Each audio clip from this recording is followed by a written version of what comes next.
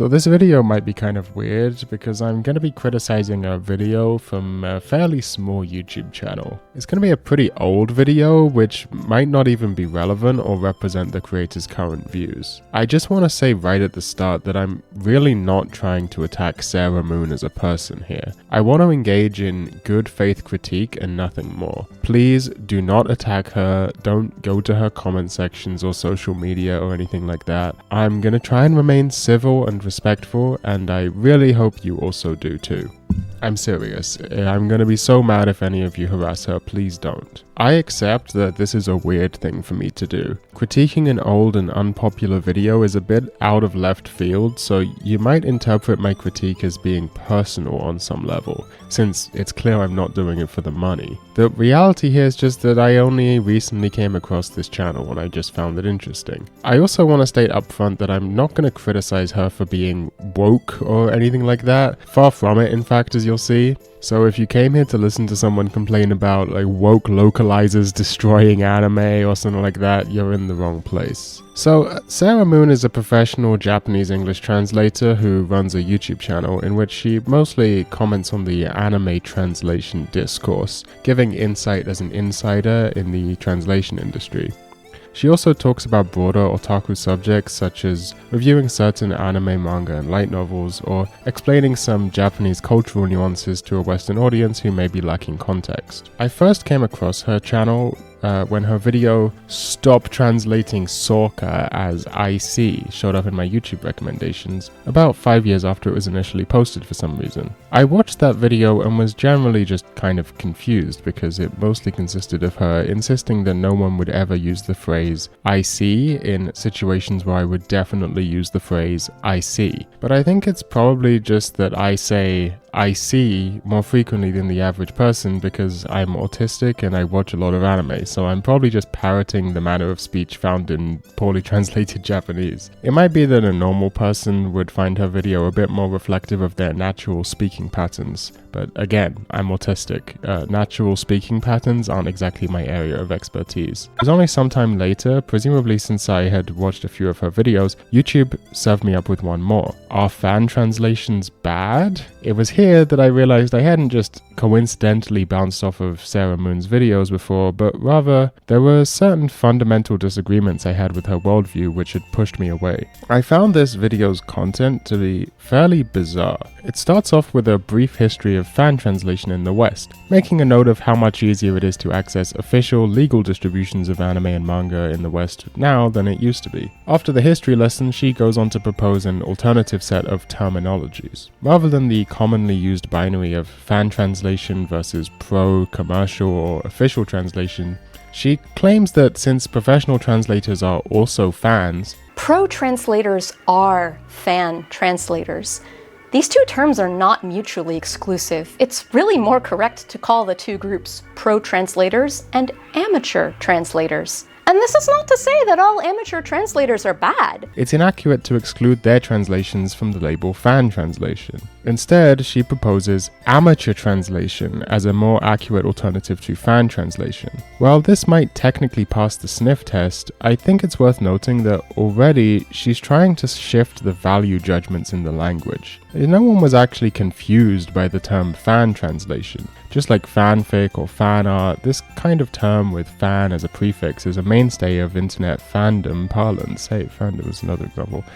Drawing attention to this language when it's already widely understood serves a rhetorical purpose. Amateur is a loaded word. It comes with associations of poor quality, bringing to mind the term amateurish. I'm just doing pulled back analysis here. These are just the terms she said and the associations they come with. I'm not criticizing her yet. She goes on to say that it was because of their intense fan passion that translators decided to learn Japanese and to go into the translation industry in the first place. Therefore, pro-translators are fan translators.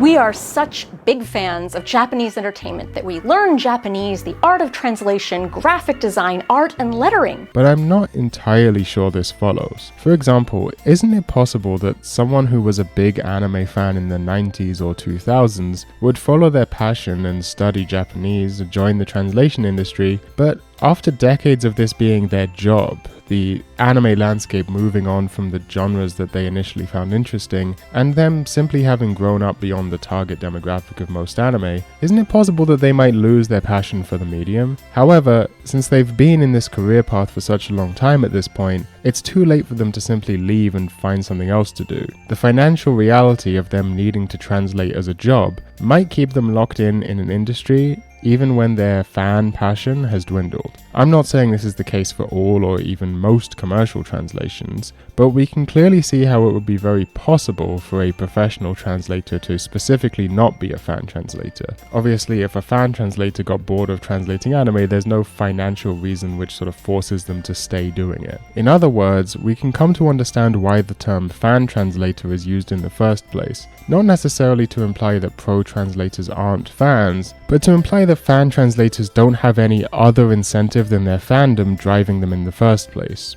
The term amateur translation leaves out this context. It strips the terminology of its association with incentive structures and replaces it with mechanistic competency, the implication that pro translators meet a higher bar of quality than their amateur counterparts.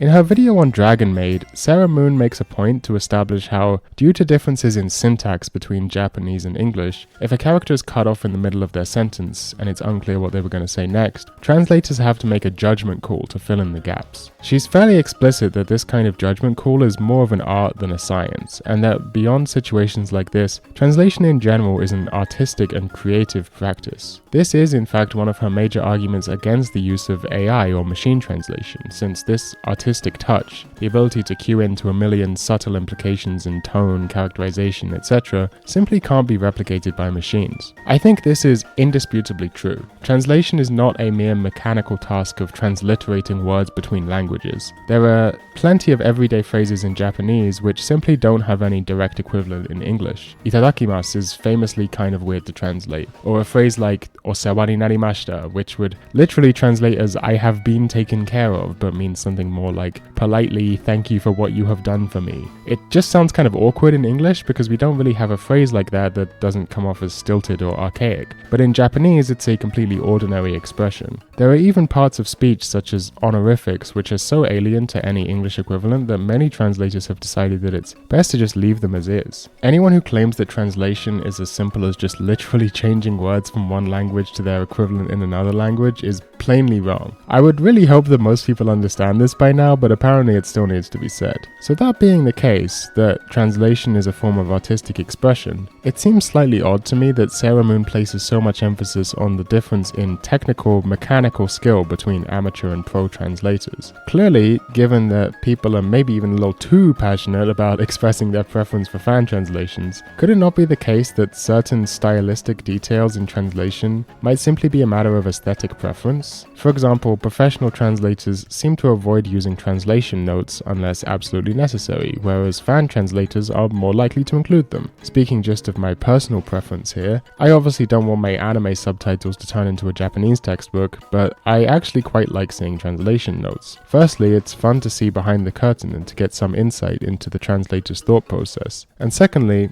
I like coming away from reading a translation note knowing that I've learned just a tiny little something about a particular nuance of the language or detail about the culture. It might not be completely seamless. I could certainly imagine other people finding translation notes take them out of their immersion. It's nothing more than a matter of preference on the consumer's end. And Sarah Moon actually talks about this later in the video, where she says that translators don't translate how you want them to because they're not you, and different people have different preferences.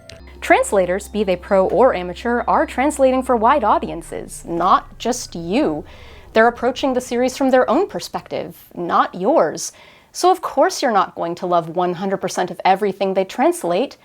They aren't you. So to state that one approach is objectively, qualitatively better than the other is to diminish the artistic, creative elements of translation, and therefore the human element. Because of this, I'm not sure I can agree with Sarah Moon's new choice of terminology, which emphasizes the technical skill of the translators between amateur and pro. Even setting aside translation notes, sometimes amateur translation, which is a bit more awkward in English or non-naturalistic in English, can point towards features of Japanese grammar grammar or syntax, and thereby serve to indirectly teach the reader a tiny bit about how Japanese works, even subconsciously. And some people might consider that an aesthetic plus, others might find it annoying. My point is that while a certain degree of translation quality is going to be universally agreed upon, there are also aspects which boil down to aesthetic preference, and those preferences become encoded in the pro versus amateur distinction. Ultimately, I'm just not convinced that this new terminology is any better than the already widely used term fan translation. After establishing her terminology, the rest of the video is framed as Sarah Moon responding to key arguments in favor of fan translation. The first two arguments relate to whether or not it's okay to fan translate and pirate works which haven't been officially licensed in the West. Sarah Moon frames this as relating to authorial control, though while this may not damage the bottom lines of the manga companies, the mangaka themselves might just not like people doing this. Amateur translators could do the Japanese creators potential artistic harm by translating their works without their permission. Miyuchi Suzue, for example, has said that she doesn't want her Glass Mask series to be translated by amateurs, and I remember Clamp explicitly forbidding fans from scanning in their art and sharing it online. I found this section confusing because she doesn't really give any reason as to why this is important. I think to her it's self-evident that authors should retain control of their works once they're released, and that the author's say is naturally more important than anyone else's. Given that she doesn't explain her logic as to why she believes this, it's kind of hard to argue against. If an author were to say something like, "I don't want any Korean people reading my works," or "It makes me sad when black people read my works," would Sarah Moon still consider their word final? I would guess not. Well, I would hope not. That there's some kind of greater moral consideration against discrimination which supersedes the author in that instance. I'm just wondering if it's the case that perhaps free universal access to art and culture might also count as something which takes moral precedence over the author's words. I'm not saying you have to agree with me that it does, only that you can understand that someone might think that, and that it's maybe a little utopian, but not insane or mean-spirited. But ultimately, this line of argumentation is fundamentally flawed, because it's really just kicking the can down the road. Why do you think fan translation piracy is wrong? Well, it's not that I think it's wrong, but the mangaka might think it's wrong. Okay, well, why does the mangaka think it's wrong? You haven't actually given your reasoning, it's just something like an appeal to authority. Sorry for bringing out the Reddit theological fallacies as a tool, but I hope you'll appreciate why it's appropriate here. I've just not been presented with any kind of rationale to even push back against, so I'm kind of forced to shadowbox. I'm just going to leave it at that and move on. The next argument Sarah Moon will attempt to debunk is the claim that fan translations are better than pro translations. She says that the screening process for amateur translators isn't as strict as it is for pros, and that amateur translations aren't sent back to the studio for approval like pro translations are, so many aren't professional tier. She then says, how are you, as a fan who does not necessarily understand Japanese, going to be able to tell the difference? As I acknowledged earlier, some amateur translators are very good. In fact, they could and should turn pro. But the screening process for amateur translators is not as strict as it is for pro translators. And the translations aren't sent back to the Japanese studio for approval from their in-house translators either. So while some amateur translators are professional tier, many of them are not. And how are you, a fan who does not necessarily understand Japanese, going to be able to tell the difference? The obvious response here is, well, if we can't tell the difference, then what does it matter? It sounds kind of like she just undercut her whole argument. But let's steelman her position. Maybe what she was trying to say is that if fan translations looked passable on the surface, but actually changed the entire meaning or context of a text, then we wouldn't really know if we didn't speak Japanese. Therefore, we must have faith in the institutions of corporate translation to ensure quality. I think this is one of her stronger points, but I still think it has some flaws. As I've previously established, while quality has a universal component, it also is often a matter of aesthetic preference. To exemplify my point, I asked my girlfriend, who reads more manga than basically anyone I've ever known, for her opinion on official versus fan translations, and she gave me an interesting perspective. She said that official translations almost always localize with American audiences in mind, but they don't realize that English is the lingua franca. She gave the example of using heck instead of hell, that the cultural connotations of this might be obvious to a certain American audience, but to an international audience, this is just non-naturalistic in a way that's confusing. Or using memetic phrases like, "Hey chat, are we cooked?" If you're not immersed in American meme culture, that's not going to make any sense to you. But the important thing is that even if you do know what they're trying to say, it immediately spatializes or geographizes the text. It takes something Japanese, uproots it, and sets it in America, gives it American geographic context. You're watching a bunch of Japanese high schoolers in Japan doing Japanese things and jelly donutsifying their speech. Like, I appreciate that localization and translation are two sides of the same coin, but given the explicit Japaneseness of a lot of anime, the style of translation which attempts to recontextualize everything into a specifically American format feels especially unnatural and distracting to non-Americans.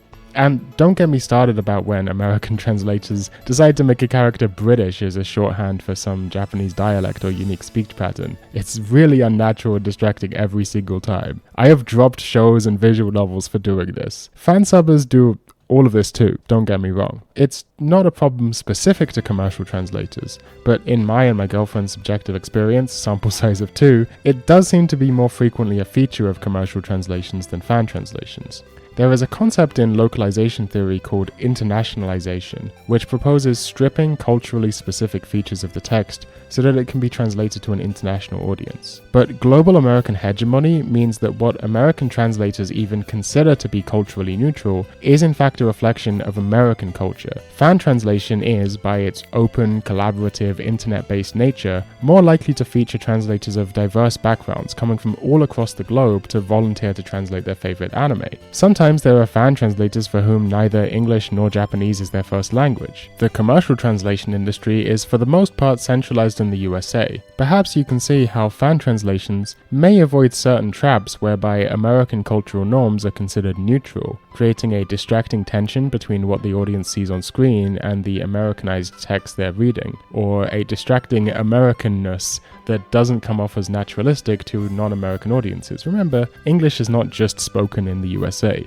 And look, as Sarah Moon does later in the video, you can say whatever you want about, oh, every country should have their own flourishing translation industry. But at the end of the day, if you're like Lithuanian or whatever, you're just not a big enough market to ever get your own translation in your native language. So the English version is your only option. Even from my perspective, speaking as a Brit, while I can't really point to anything specific, I'm not a linguist, there are certain linguistic patterns which Americans are more used to from their media, but which just feel out of place or awkward to me. The Americans who complain about localizers might just be chuds or the small group of hardcore otaku, but these kinds of Americanisms do have further reaching consequences. Later in the video, in on-screen text, Sarah Moon does kind of address this, saying, those people deserve their own versions in their own language. Like, okay, sure, but that's just not the reality. Lithuania is a country of like 2.9 million people. It's just never going to be profitable to translate into Lithuanian. The same goes for a wide variety of other smaller languages. Whether you want to care or not, it's simply a fact that you're not just translating for an American audience. Not only are there non-American English speakers in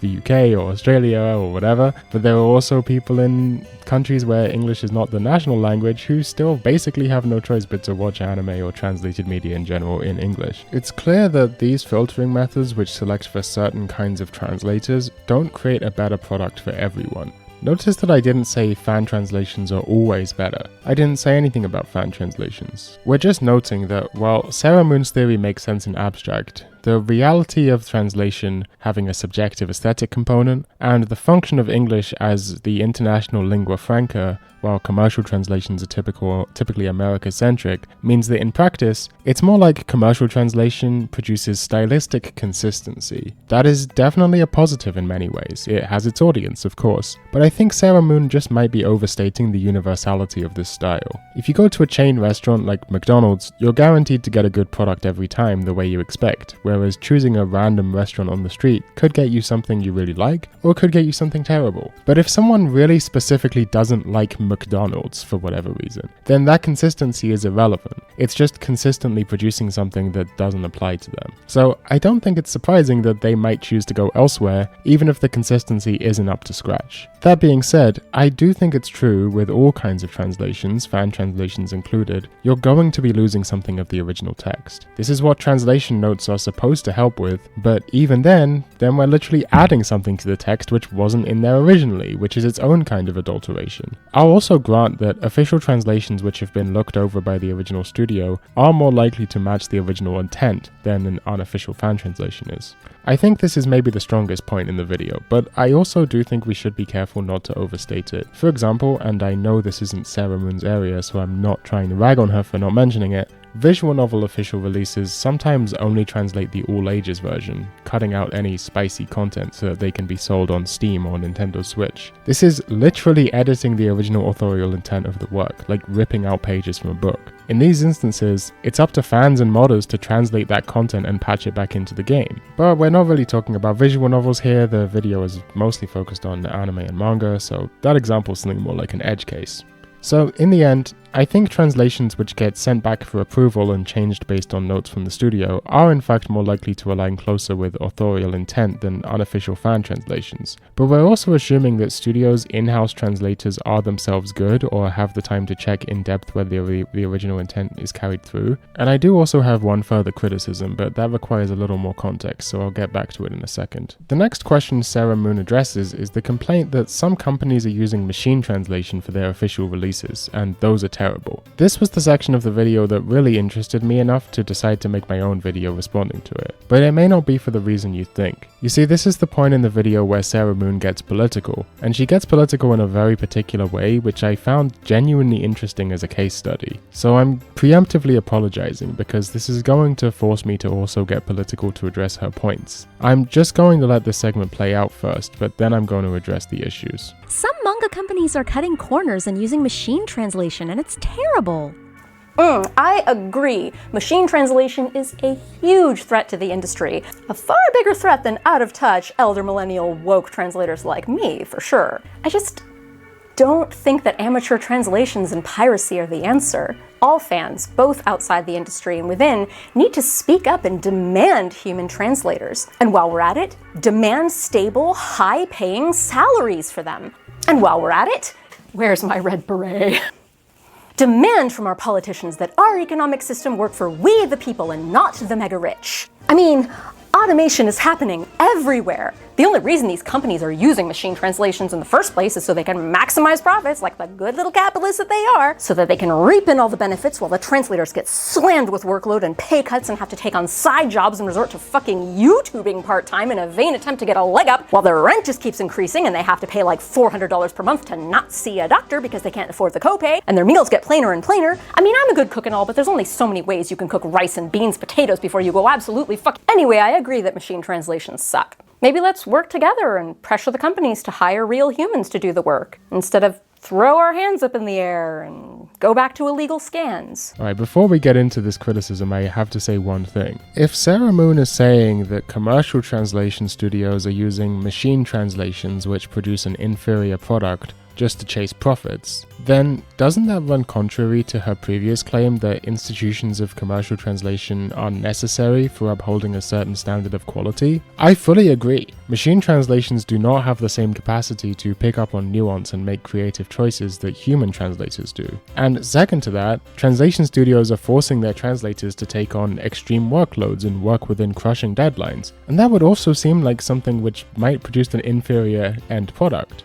So it's precisely the structure of commercial translations, that being the commercial element, the profit motive, which actually do the opposite of what Sarah Moon previously claimed. Rather than retaining a level of institutional quality control, in these instances it's serving to reduce the quality of translations. Okay, next, I gotta agree with you with the rice and beans matter. This stuff gets boring after a while. Fortunately, you can donate to my Patreon to help me afford real food, link in the description. But okay, this was quite a lot, so let's break it down and abstract it to try and get a better view of what's being said. The red beret, the music, the tone of voice, phrases like good little capitalists, maximize profits, and demand from our politicians that our economic system works for we the people and not the mega rich. With all these signifiers, you might be led to believe that Sarah Moon is making some sort of leftist argument here. But if you pay attention to the content of what she's saying rather than just the form, you'll notice that she's actually arguing in favor of privatization and the commodification of art and culture. Fan subs, scanlations, and what we used to call wares, but nowadays everyone just calls piracy, these operate on the principles of a sort of gift economy. People don't join a scanlation group for profit. If they make a little money through donations, that's a bonus, but people participate in this culture for other reasons. More specifically for social status, for clout, or just to provide a public service. Gift economies are characterized as economies in which social status is determined not by how much you have, but by how much you give away. Examples in the real world include the Coolering Exchange, Potlatch in the Pacific Northwest, or Mocha in Papua New Guinea. While all of these examples differ greatly in specifics, they share in common this feature whereby the size of your gift grants you real, tangible social status within the group. And the same is true for fan translations. Providing the highest quality, fastest, and most translations gives you status in the community. I'm not going to say it's communist, but it's communal. It's contributions to our social commons. It directly negates the commodity form, transforming art and culture from something to be sold among an infinite array of comparable commodities produced via exploited labor and only according to profit, into something concrete and particular, produced through freely associated labor and distributed according to need. While the term privatization is in the modern era most commonly applied to industries transitioning away from state management, it can equally apply to a transition away from common management. For example, imagine a housing block owned by a housing cooperative, which is then sold to a private landlord. Management of that housing block has been privatized. Likewise, advocating that the production of translations be transitioned away from its communal mode of organization and instead entirely managed by private companies is incontrovertibly advocating in favor of privatization. This is why this video is so bizarre to me. It would be like putting on a red beret to argue for the privatization of railways. It's completely backwards. Now I'd like to zoom in slightly on some specifics. She says that, quote, the only reason companies are using machine translation is that they can maximize profits. But regardless of whether or not they're using machine translation, they will always be trying to maximize profits because they're companies. They're also hiring human translators to maximize profits. She also says that we should, quote, demand human translators. This is kind of a useless platitude, because demand on what grounds? With what leverage? You want us to boycott these companies? Like perhaps switching to fan subs until they can provide a better product worthy of what they charge? That's exactly the position you've been arguing against for the whole video. This segment is just so baffling. Piracy and fan subs and all of that stuff is good now, so long as you're doing it for the express purpose of boycotting Crunchyroll. But if you boycott Crunchyroll incidentally because you just prefer the product of the pirates and fan subbers, I don't understand. But I just want to be careful that I am not misunderstood here. Like, I really don't want to be seen as like, oh, I'm criticizing Sarah Moon for not being woke enough, for not being lefty enough. Oh, she just argues for higher wages, but she doesn't argue for the entire abolition of the capitalist system. That's not lefty enough. Boo, that's bad, or something like that. Or like, even like, oh, Sarah Moon is greedy as her own, but like I want to be very careful. Like, don't misinterpret me in this way. I'm just looking at the structure of the arguments here. Like, that's all I'm trying to do. But I do completely understand where Sarah Moon is coming from, right? And in fact, that is why this segment is so fascinating to me, because I think it's a really interesting example of how capitalism pits workers against each other, and the limitations of the workers' movement, given that what's good for workers in one particular industry isn't necessarily what's good for the working class as a whole. Workers in one particular industry don't have any reason to sacrifice their well-being in support of the broader working class, right? Like, Sarah Moon probably agrees that it obviously would be better if every manga were free and if the whole world were made of gumdrops and candy cane or whatever the fuck it is communists want. But she faces a practical issue. Everyone getting free manga leaves her without a job, and she needs a job to live. So she's left in a position where she has no choice but to, for the moment at least, actively endorse privatization and affirm capitalist relations, even when it produces a worse world for basically everyone involved, including her. If only there were a way to torrent food and housing, then we might get out of this mess, but that doesn't seem likely anytime soon. Please let me download a car. I really want to download a car. I do think later in the video, Sarah Moon does just kind of run out of arguments as to why piracy is bad, and she just defaults back to, well, it's illegal and that's bad. But let's be real, it's still illegal. And as someone who works in the anime industry, I feel obligated to discourage the piracy of it. Which is, that's just kind of dumb, right? I also, originally in the script, I had a segment where I went over like how anime production committees work and anime licensing works, and why like when you buy an anime DVD, if for some reason you're still buying DVDs in 2026, that money doesn't go back to the anime studio, it goes to whoever owns the DVD licensing distribution rights in wherever you live. This is a common misconception that anime studios, producing anime costs a lot of, fuck it, let's just do it. Producing anime costs a lot of money, and it would be really, really risky if studios took all that debt on themselves, right? If they had to go into massive debt to produce and fund every single anime that they would only recoup way later after the anime was finished airing and they were selling merch and selling TV ads and stuff like that. It would be really, really risky. So instead, they offload that risk by distributing it across a lot of companies who come together in something called a production committee before the anime is produced, and they pay for certain rights, right? So the studio will be like, okay, I'm auctioning off the DVD distribution rights, and then someone comes along and buys that, and then that's how the anime gets funded. So by the time you're seeing the anime, it's already funded, it's already paid for. Then the studio isn't like in debt, at least not in any significant way. The debt is, the risk is held by each individual member of the production committee, each of whom owns some small portion of the rights to the anime. And so yeah, when you watch something like Crunchyroll doesn't take your view, package it up into a little box and ship it off to Japan.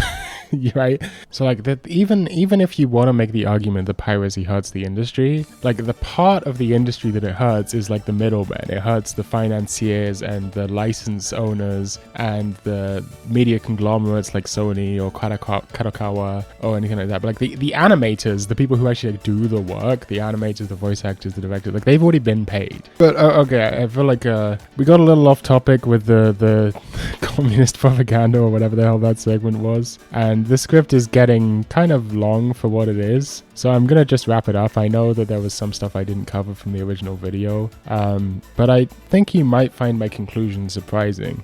So let's get back to the central issue of translation and localization. As previously stated, translation is inherently a creative act. We cannot just directly transpose literally words from one language into another. And ultimately, this means that no matter the quality of the translation, no matter how much it matches your aesthetic preferences or not, the ultimate truth is that any translation necessarily changes the work. Like, it should be obvious, right? It was originally in Japanese, but now it's in English. That is a pretty fucking major change. And so this is my controversial and maybe somewhat hypocritical final argument. As much as I might take issue with the decisions made by some translators, both fan and official, I'm ultimately at their mercy for as long as I refuse to do the work and learn Japanese myself. If you actually care about otaku subculture, you have to acknowledge that it is Japanese, and not knowing the language is a barrier between you and the works. Translation is a hack. It's a shortcut around this problem which necessarily strays from the original text. So if you don't know Japanese, what right do you really have to criticize the work of people who have studied for years? Ultimately, that kind of attitude makes sense when there is no alternative. But you can just learn Japanese. It's one of the most widely studied languages in the world. It's much easier to find resources for learning Japanese than it is for learning basically any other language. If you're really a hardcore otaku, you already know this, because once you've watched a few thousand hours of anime, you'll naturally have begun to pick up on words and phrases even without trying. So what I'm saying is, and I know this is kind of a dumb thing to end the video with, and it kind of undercuts a lot of my arguments, but maybe instead of spending our time on the internet complaining about translators this and localizers that, we should be grinding Ankis. Like, you really have no excuse, and I have no excuse. You know, learning a language is so easy that we already all did it once when we were literally a baby. Like, to emphasize, it's so easy a baby can do it. And if you only care about watching anime, then you don't even need to learn to read. which means you don't even need to learn kanji, which is the only difficult part about Japanese. Unfortunately for me, I want to read eroge, so I kind of have no choice but to grind their mankis. Ganbatte benkyou shimasu, I guess. So I guess I'm gonna spend less time making YouTube video responses to like 4-year-old videos with 4,000 views, and more time watching Gotchi Usa 30 times. Watch it 30 times.